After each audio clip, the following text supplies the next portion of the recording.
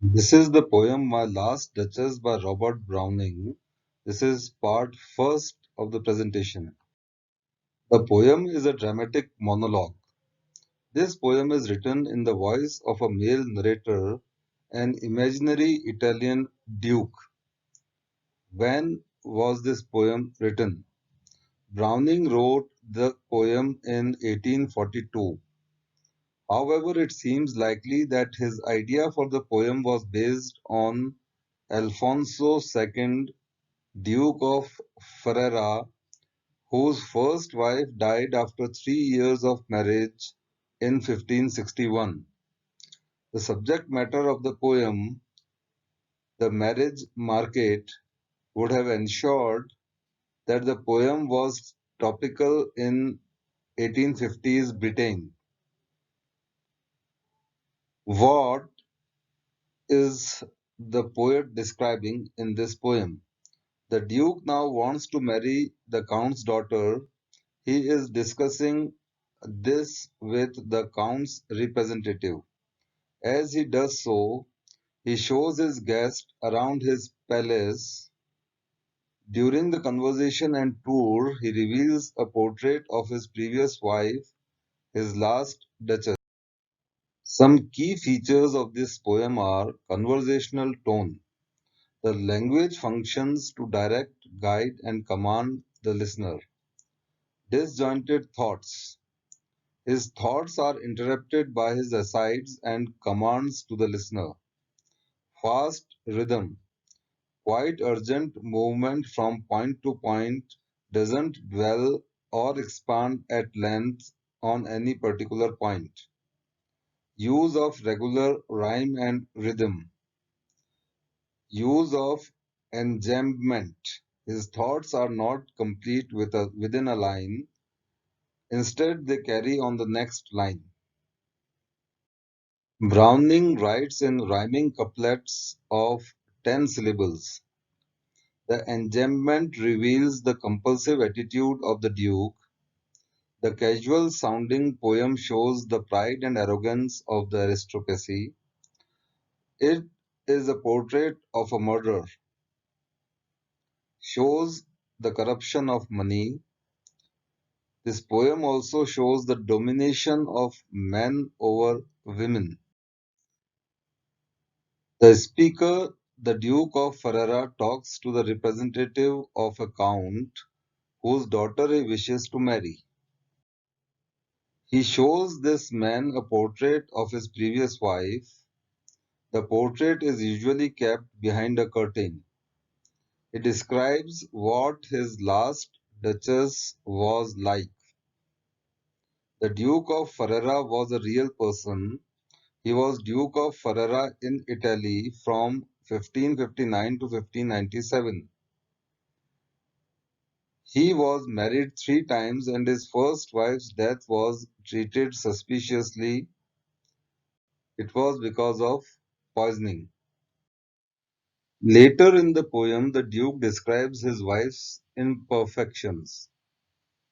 A heart, how shall I say, too soon made glad, too easily impressed.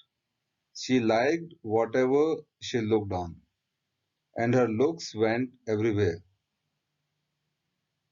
The Duke blames her for not seeing any difference between being the wife of a great man or any other simple pleasure. He believes she gave all men the kind of respect that only a man with his family's rank deserves. Near the end of the poem, the Duke implies the Duchess' death. Oh, sir, she smiled. No doubt, whenever I passed her, but who passed without much the same smile? This grew. I gave commands, then all smiles stopped together. When the smiles stopped, the audience can assume that either the Duke restricted the Duchess' behavior in a way that dampened her life, or he may have ordered her assassination. The Duke is possessive. He chooses who does or does not see the Duchess, something he could not achieve when she was alive. The Duke actually sees women as possessions. This is highlighted when he refers to the sculpture of Neptune which Claus of Innsbruck cast in bronze for me. He also tells the messenger that beauty is my object. The Duke did not tell the Duchess that he was displeased with her behavior. He thinks that he would have been stooping or lowering his standards. Now let us begin with the poem, which is a dramatic monologue. Now let us begin with the poem, which is a dramatic monologue. That's my last Duchess painted on the wall. Here, the word my indicates that the Duke is very possessive. That's my last Duchess painted on the wall, looking as if she were alive. I call that piece a wonder now. Fra Pandolf's hands work busily a day, and there she stands. Fra Pandolf is an imaginary artist's name and indicates that everything has a monetary value. Will it please you to sit and look at her?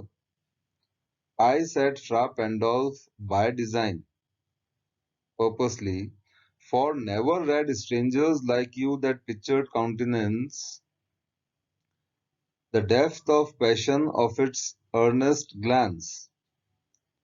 The depth of passion indicates that the Duke likes beautiful things.